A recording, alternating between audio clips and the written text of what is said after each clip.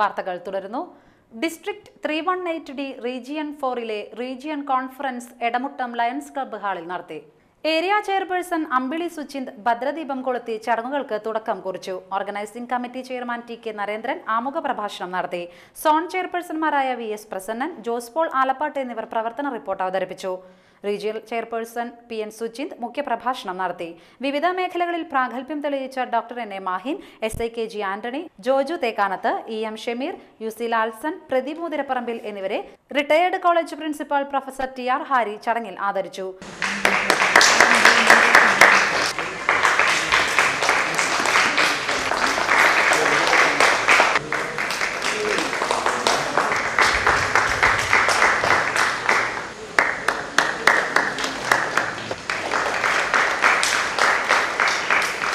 Lions ക്ലബിന്റെ നേതൃത്വത്തിൽ നടത്തിയ കലാമൃതം കൾച്ചറൽ ഫെസ്റ്റിലെ വിജയികൾക്കുള്ള സർട്ടിഫിക്കറ്റ് വിതരണം സിനി ആർട്ടിസ്റ്റ് രാജീവ് മേനോൻ നിർവഹിച്ചു. മേഖലയിലെ ലയൺസ് ക്ലബ്ബുകളിലെ മികച്ച പ്രസിഡന്റ്, സെക്രട്ടറി, മറ്റു ഭാരവാഹികൾ എന്നിവർക്കുള്ള മൊമെന്റോ വിതരണം ചടങ്ങിൽ നടന്നു. കഴിമ്പ്രം വാഴപ്പുള്ളി ശ്രീ രാജരാജേശ്വരി ക്ഷേത്രത്തിൽ ലക്ഷാർച്ചന മഹായജ്ഞത്തോടനുബന്ധിച്ച് നടത്തിയ പൂമൂടൽ ഭക്തിസാന്ദ്രം. ഞായറാഴ്ച വൈകിട്ട് സമൂഹാർച്ചനയ്ക്ക് ശേഷം ദീപാരാധന, അർച്ചന, കലശാഭിഷേകം എന്നിവ നടത്തി. തുടർന്ന് നടന്ന പൂമൂടലിൽ നിരവധി ഭക്തർ സംബന്ധിച്ചു. പ്രസാദകഞ്ഞി വിതരണവും ഉണ്ടായിരുന്നു. ക്ഷേത്രം ഭാരവാഹികളായ V Unnikrishnan, VR Radhakrishnan, VK Mohanan എന്നിവർ ചടങ്ങുകൾക്ക് നേതൃത്വം നൽകി.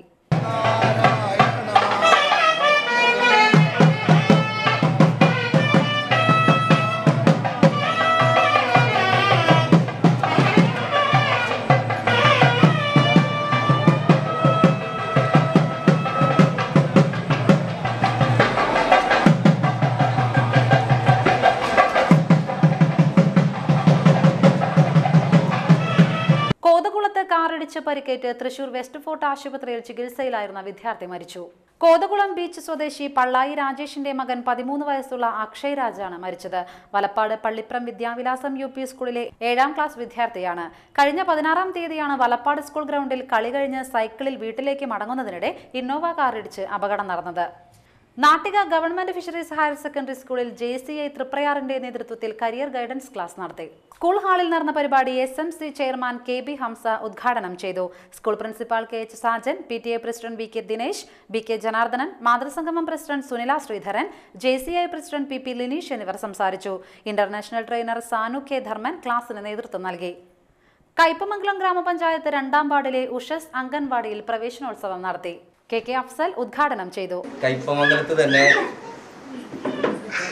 അംഗൻവാടികളുടെ പ്രവർത്തനത്തിൽ വളരെ ഭംഗിയായി വെൽഫെയർ കമ്മിറ്റിയുടെയും വാർഡ് മെമ്പറുടെയും നമ്മളിവിടുത്തെ പ്രാദേശികമായിട്ടുള്ള രക്ഷിതാക്കളുടെയും ഒക്കെ ടീച്ചർമാരുടെയും പരിപൂർണമായ ഒരു സഹകരണത്തോടു കൂടി ഒരു നല്ല രീതിയിൽ നടക്കുന്ന ഒരു അംഗൻവാടിയാണ് നമ്മളിവിടെ നടക്കുന്നത്.